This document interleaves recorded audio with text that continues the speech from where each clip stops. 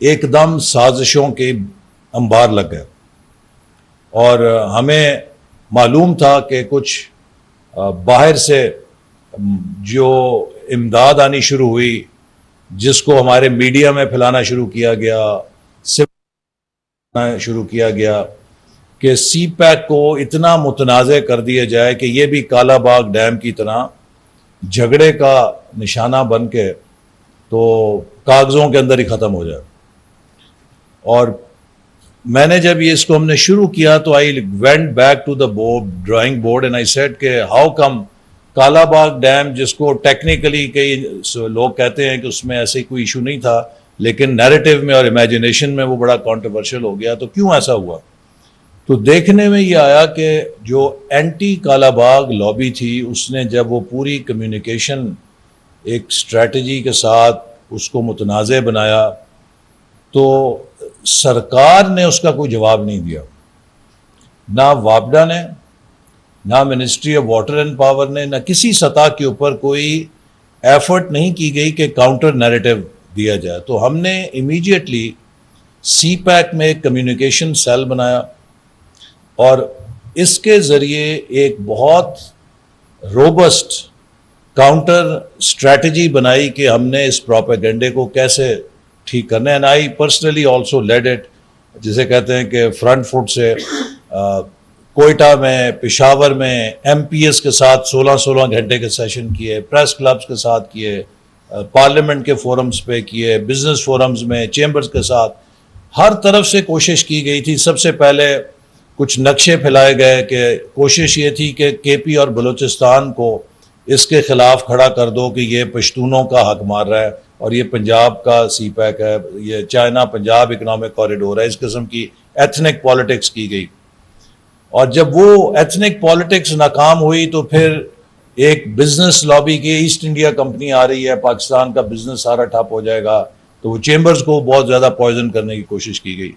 تو ان سب کو ہم نے ایک بڑے پرو ایکٹیو طریقے سے کاؤنٹر کیا، اور جیسے ابھی یہاں ذکر ہوا، دسمبر 2016 میں I was able to take all the chief ministers to China including mister Pervez Khattak, جو کہ انتہا کی مخالفت کر رہے تھے شروع میں، تو اس مخالفت کو نیوٹرلائز کیا۔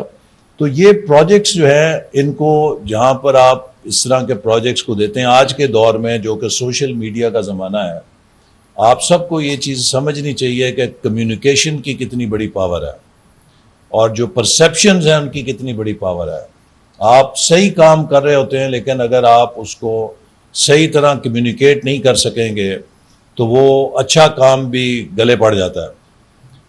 چینج مینجمنٹ کے اندر جو ایک بہت اہم ریسرچ ہے کہ جس میں انہوں نے کوئی 1000 سے زیادہ فیلڈ چینج مینجمنٹ پروگرامز کو اسٹڈی کیا، اور اس کے بعد جو شخص یا سی ای او اس کو لیڈ کر رہا تھا تو ان سے ایک سوال یہ کیا کہ if you were to do it all over again, what is one thing that you will like to do differently؟ تو اس میں غالباً میرا خیال ہے 80 اور 90% نے کہا کہ I would like to communicate differently. It was lack of communication or improper communication or inadequate communication جس سے ان کو بہت ساری مزاحمت کا سامنا کرنا پڑا، اور وہ چیزیں ہو گئی۔ تو اس میں بھی that is how we were able to build consensus، اور اس کو ہم لے کر چلے۔ اس میں ایک چیز جو اور میں سمجھتا ہوں کہ شاید وہ ضرور کور کرنی چاہیے، that is the governance element، کہ یہ کس طریقے سے لیڈ ہوا۔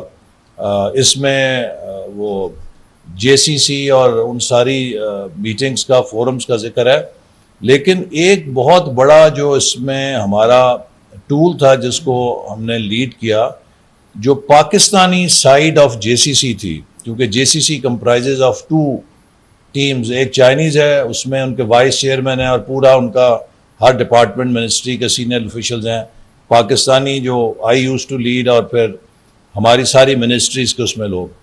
تو جو Pakistani side of J C C تھی، we use to hold every fortnight its meeting, اور تقریباً 150 سے زیادہ اس کی میٹنگز کی، اور اس میں ہمیں مدد ملتی تھی کوآرڈینیشن کی۔ چھوٹی چھوٹی چیزیں منسٹری آف کمیونیکیشن اور ایف بی آر کی کمیونیکیشن نہیں ہے. جی کیوں نہیں ہوا؟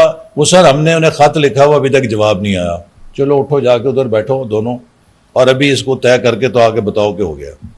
دس از ہاؤ وہ ان ساری چیزوں کو we use to make sure کہ انسٹنٹ کوآرڈینیشن ہو اور اسٹاک ٹیکنگ ہوتی رہے, اور اس سے ہمیں بڑی مدد ملی. تو یہ کوئی بھی جو پروجیکٹ ہے اس میں اگر آپ ایک افیکٹو مانیٹرنگ کا اور اسٹاک ٹیکنگ کا میکنزم نہیں رکھیں گے تو وہ نہیں ہو سکتا. تو یہ ایک ہمیں اس میں میں سمجھتا ہوں کہ بڑا اچھا لیسن تھا کہ دیٹ اسٹاک ٹیکنگ جو ہم نے اس کی دیٹ کیپ تھنگز موونگ. اور خاص طور پہ جو انٹر منسٹری اور انٹر ڈپارٹمنٹل ایشوز تھے, ہم نے کبھی انہیں آفیشیل چینل کے جی خط لکھا ہے تو خط آئے گا, نہیں ابھی بیٹھو اور اس کو کرو and let us know.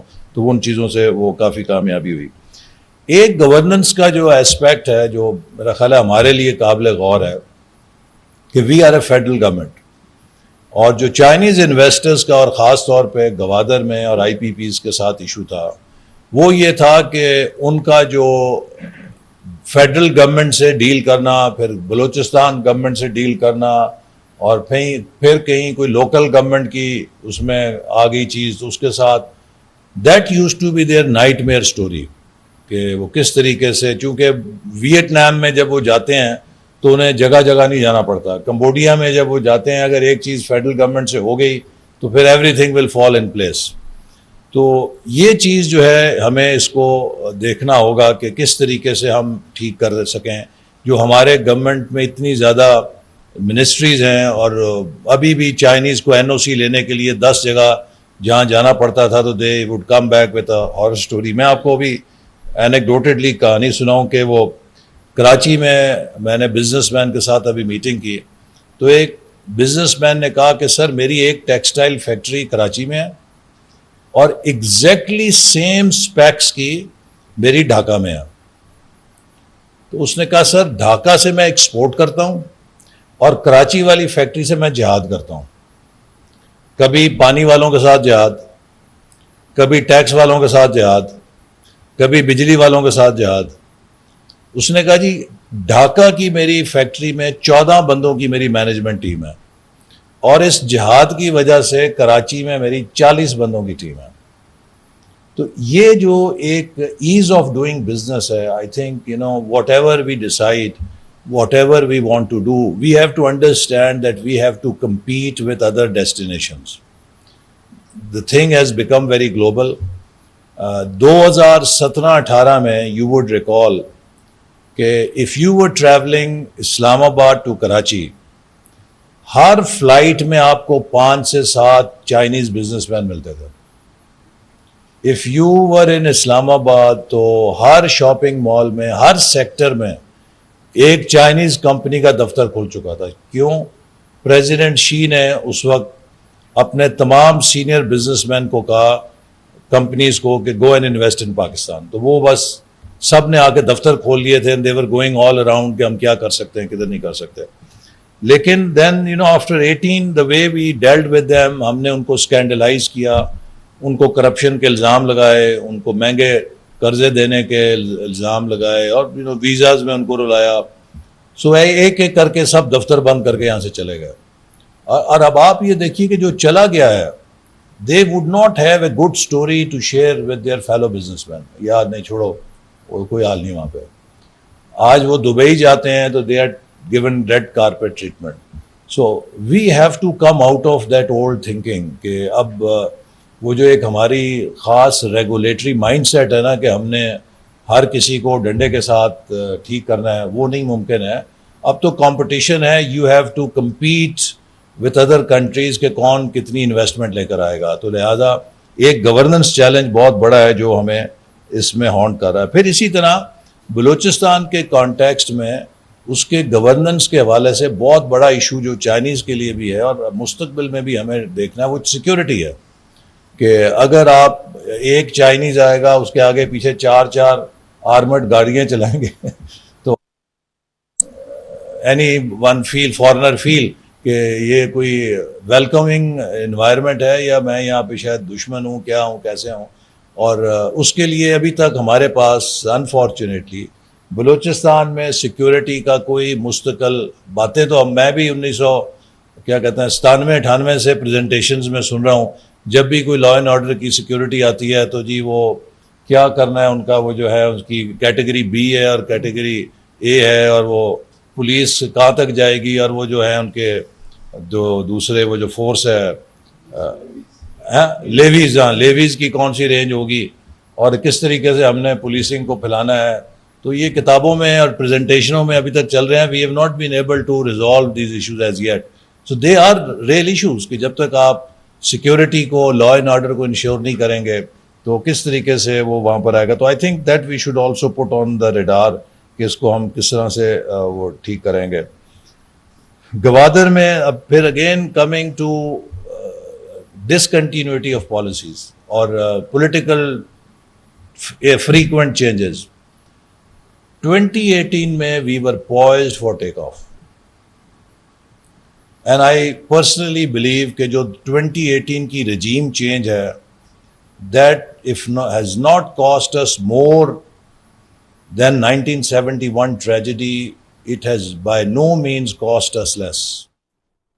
We were just poised for take off. چونکہ سی پیک کے ذریعے میرا اس وقت تک یہ اندازہ تھا کہ اگلے 5 سے 7 سالوں میں we will very easily harness $30 to $50 billion in private investment. چونکہ چائنا سے 8 کروڑ سے زیادہ نوکریاں ریلوکیٹ ہو رہی تھیں, چونکہ ان کی لیبر کاسٹ بڑھ گئی ہے اور وہ سب سستی ڈیسٹینیشنز دیکھ رہے تھے, اور Pakistan by virtue of this corridor was very attractive for them, اور اسی لیے وہ سب یہاں آ بھی رہے تھے, دفتر کھول کے دیکھ رہے تھے. اگر ہم وہ پالیسی ریورسل نہ کرتے تو پاکستان میں ایک بڑا اچھا sizeable chunk of relocation Chinese industry کا ممکن تھا, جو کہ ہم نے اپرچونٹی ایک ویو لاسٹ کر دی ہے.